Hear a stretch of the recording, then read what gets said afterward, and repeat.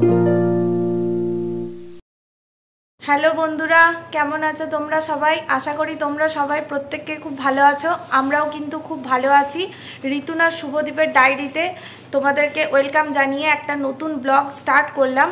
আর দেখতে পাচ্ছ আমি কিন্তু রেডি হয়ে গেছি। আর এই যে ননিও কিন্তু রেডি হয়ে গেছে, রেডি হয়ে ওর বদমাইশিগিরি করছে।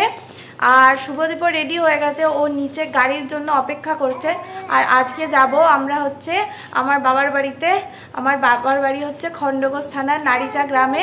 ওখানে কিন্তু বিখ্যাত বিনোদ রায় ধর্মরাজের গাজন উৎসব হচ্ছে।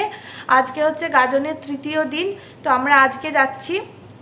আর গাজনের যে মেন আকর্ষণ সেটা হলো রাত গাজন আর দিন গাজন। সেই সমস্ত কিছু আমরা তোমাদের সঙ্গে ব্লগের মাধ্যমে শেয়ার করব। তো অবশ্যই চ্যানেলকে সাবস্ক্রাইব করো, শেয়ার করো বেশি বেশি করে, আর লাইক করো। আর আমাদের সেকেন্ড ব্লগ কিন্তু চলে এসছে চ্যানেলে। তোমরা যারা এখনও দেখোনি অবশ্যই যাও, চ্যানেলকে সাবস্ক্রাইব করো এবং দেখো।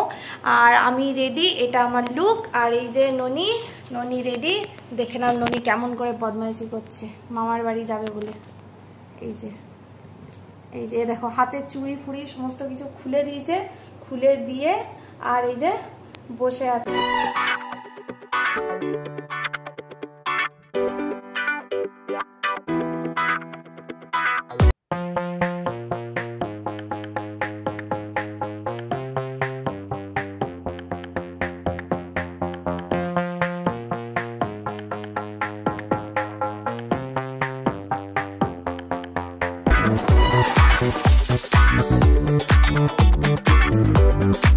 বন্ধুরা এই যে আমরা চলে এসেছি, এখন চেঞ্জ করে একটুখানি উপরে রেস্ট নিচ্ছি। আর ননি নিচে ওর দাদাইয়ের কাছে।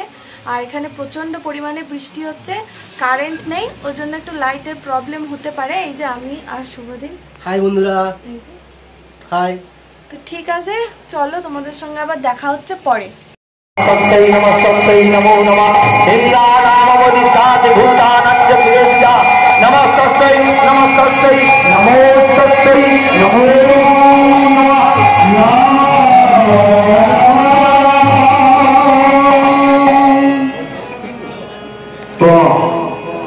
হনুমান মাছির রূপ ধরে শিবকে যেতে চলেছে।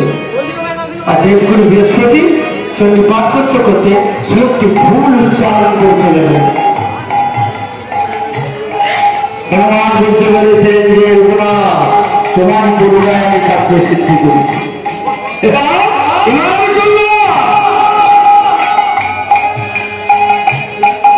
এই বিষয়ে বুঝতে পেরেছি যে হনুমান এসেছে।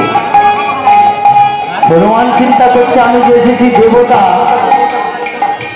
যে গুরু বৃহস্পতি বুঝতে পারে।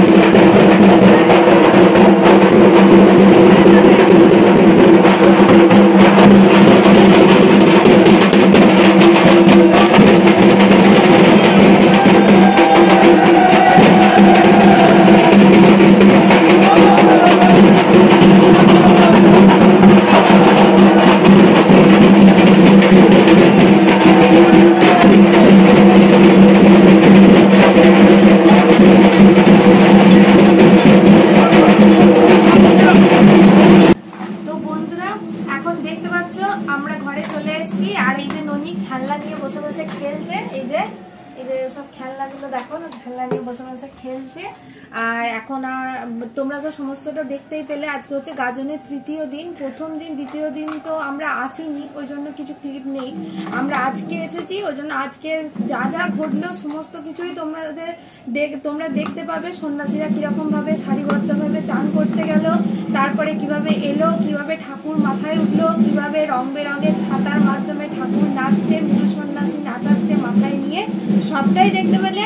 আর এগুলো তো আমি ছোট থেকে দেখে অভ্যস্ত, কিন্তু শুভদীপের এবছরে প্রপারলি প্রথম গাজন দেখা বলতে পারো।